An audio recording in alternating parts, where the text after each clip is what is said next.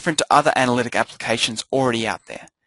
Well, third-party analytic applications are placing its cookie on your machine from JavaScript, which is on an external server. This can of course be blocked. Anything from using a proxy to turning off JavaScript for graceful degradation of your website will stop this cookie being sent and hence stop the analytics from realizing that you are the same person. The OMS collects a lot of data. Could this have an effect on performance? In essence, any application that stores and requests a lot of data will affect performance.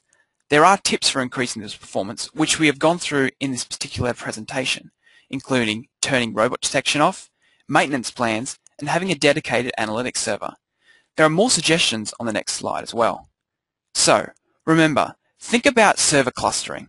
Place the OMS database on one SQL server or cluster and separate it from the other core, master, web databases that Sitecore uses. Maybe think about investing in larger hardware facilities, such as disk systems as solid-state disks, extra CPUs, and memory. Consider separating the SQL Server data collection from the actual SQL analysis server. So, use regular replication to move live data to the analytics system. You might also want to remove analytics-specific indexes from the OMS database. Consider limiting the storage of insignificant behavior statistics. For example, avoid saving requests from robots.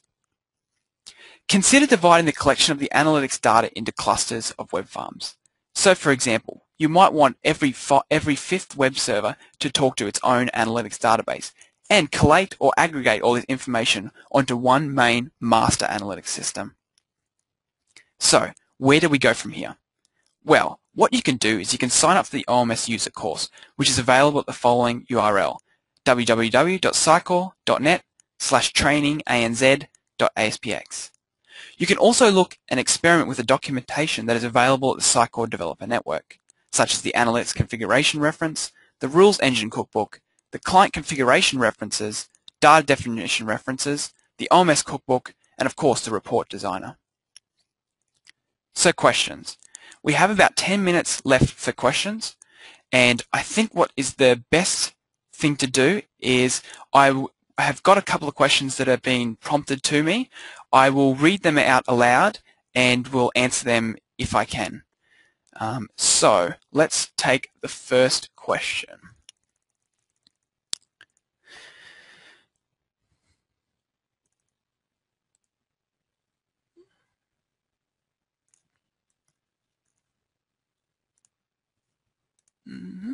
Questions. Okay. So,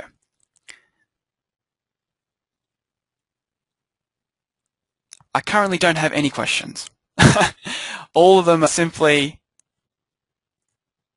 all good. I didn't know you could do that. Most of them are comments. Does anyone have any questions? Okay.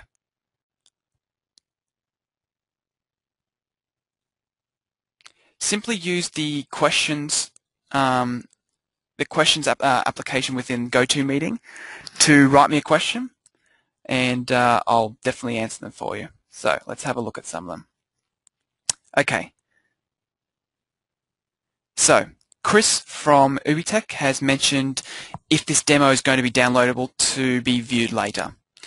The question is simple, and the answer is simple, of course. This will be available. I'm going to release it onto the Sitecore Australia blog, and of course you can request this through my email address as well.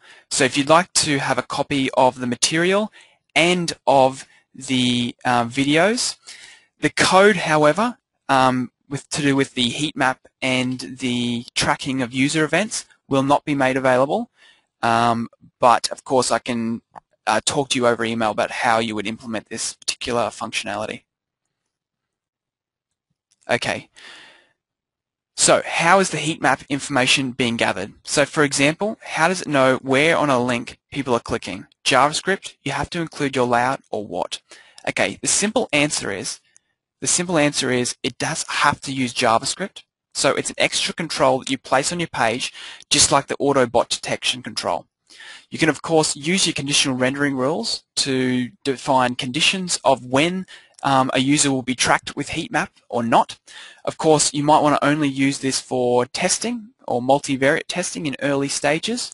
However, it does use JavaScript, and the way that it works is that you can set a maximum queue size as well, and as soon as the events has got to this max queue size, it waits until a HTTP request is put back to the server, and it then puts this through a web service call.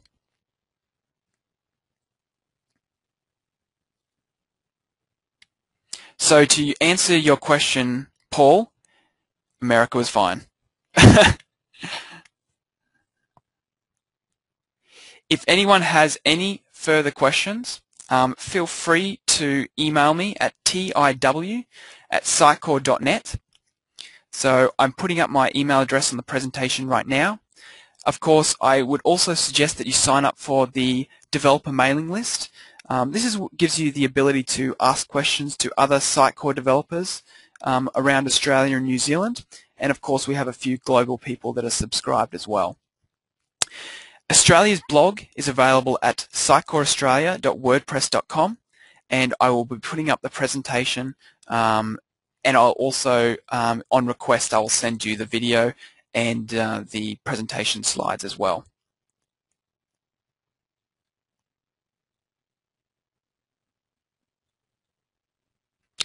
So if there's no further questions, thank you everyone for attending, and I look forward to hearing from you soon. Thank you.